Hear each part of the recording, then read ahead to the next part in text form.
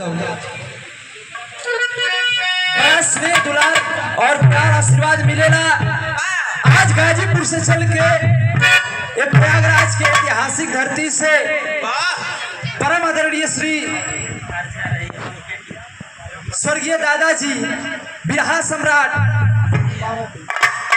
बाबा दीन दादाजी के इस सभा में उपस्थित जितना भी लोग हैं सबके प्रणाम हो, नमस्कार हो। एक ठे गीत का प्रस्तुति बा, उम्मीद है आप लोग के जरूर पसंद आई। क्या बात है बा?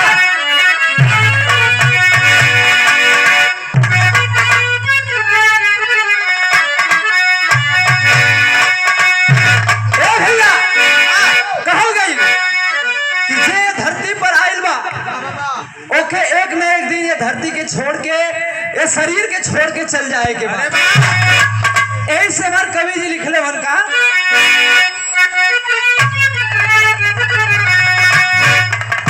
अरे करेला गुमान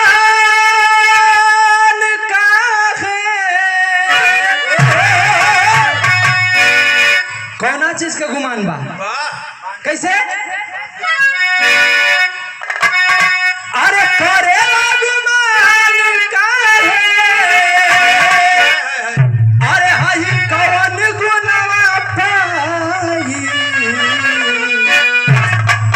कि करेला गुमान काहे, अरे हाई कौन गुनवा पाई। अरे अइला त जइबा एक दिन सत्य भाई, अइला त जइबा एक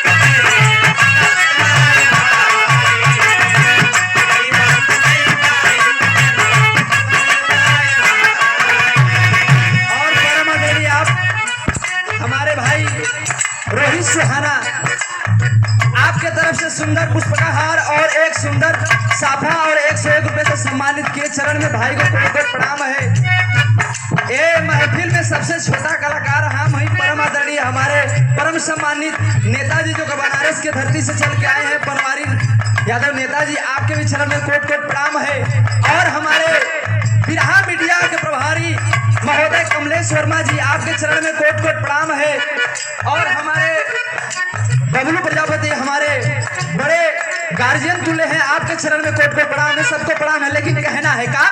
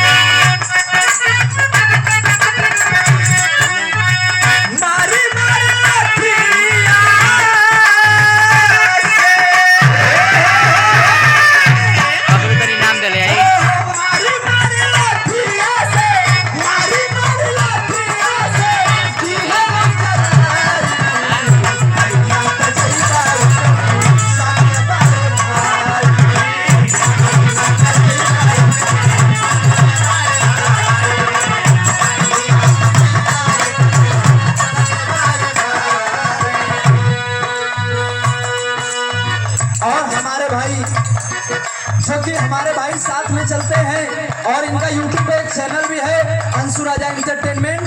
अंशु यादव के तरफ से बहुत रुपए का पुरस्कार मालिक हर मोड़ पर तरीके दे और जितना भी गुरुजन सबके चरण में कोट कोट प्रणाम हो, नमस्कार हो। हमारे राहुल भैया के चरण में कोट कोट प्रणाम हो। लेकिन कहना हो जरा विशेष ध्यान देंगे आप लोग। क्या भाई मनुष्य का तन बड़ा भाग से मिल रहा है भैया। ऐसे कवि जी का ठुमका हो मनुष्य का तन सबसे अनमोल रतन।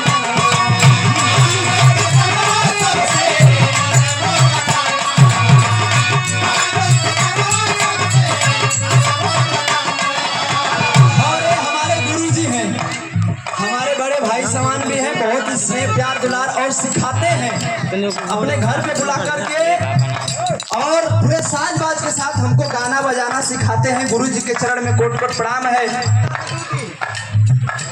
सब पब्लिक के प्रणाम हो।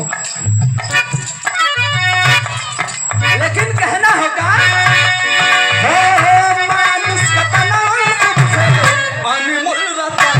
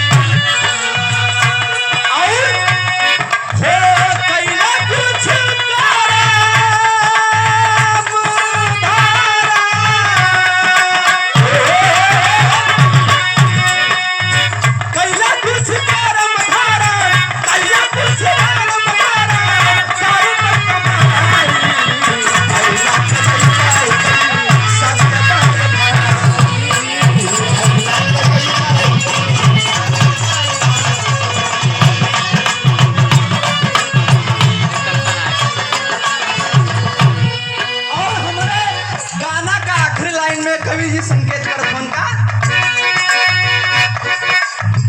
तत्व सर जी सोहित सबके चेतना।